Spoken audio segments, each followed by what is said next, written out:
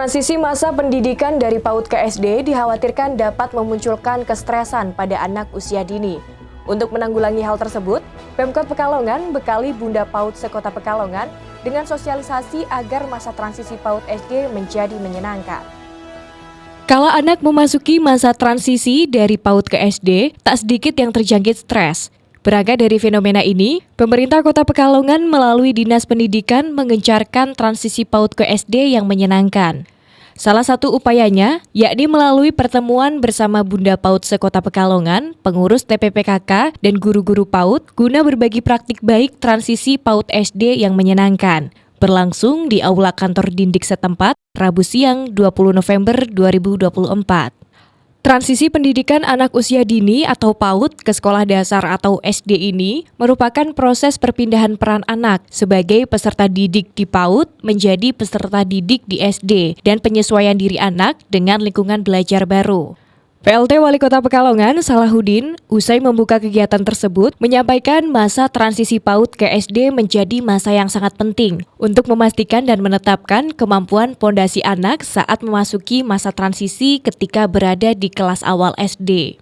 Didik, terutama terkait dengan pendidikan anak usia dini kita, itu kan ada masa transisi. Di usia sekian pendidikannya sistemnya seperti ini, usia sekian ke atas pendidikan seperti ini. Ini kan masa transisi itu kemudian sudah ada di perwal kita, itu kan masa transisi yang menyenangkan. Itu supaya anak kita itu tidak kapok sekolah karena kemudian dia mengalami shock atau guncangan pada saat masa transisi pindah dari satu level pendidikan ke level yang lain. Kebetulan ini adalah perpindahan dari level PAUD ke SD.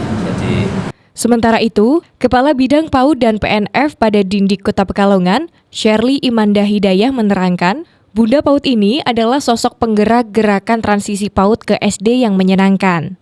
Dengan berbagai praktik baik ini, harapannya gerakan transisi PAUD ke SD bisa disosialisasikan ke masyarakat, agar anak usia dini tidak mengalami tingkat kestresan yang tinggi ketika mereka akan menuju ke tingkat atasnya, yaitu jenjang SD. Kalau ini memang kita kan berbagi praktek baik, hasil kemarin apresiasi Bunda PAUD menang ya, ini baru pertama kali kita lakukan, harapannya seluruh kelurahan juga memahami, PKK juga memahami perannya untuk bisa mensosialisasikan kepada seluruh masyarakat. Implementasinya nanti kan seperti apa? Untuk implementasinya nanti kita berharap bersama ya, baik Bunda pasti sebagai sosok penggerak ini bertugas untuk mensosialisasikan dan mengawal bagaimana proses transisi PAUD SD yang menyenangkan di SD maupun di PAUD, dan kita juga masih bergerak semua karena transformasi pembelajaran di SD kelas 1 dan 2 lumayan cukup banyak, sehingga kita berproses untuk bisa terus memberikan edukasi kepada guru kelas PAUD. Irva Febriani, Batik TV melaporkan.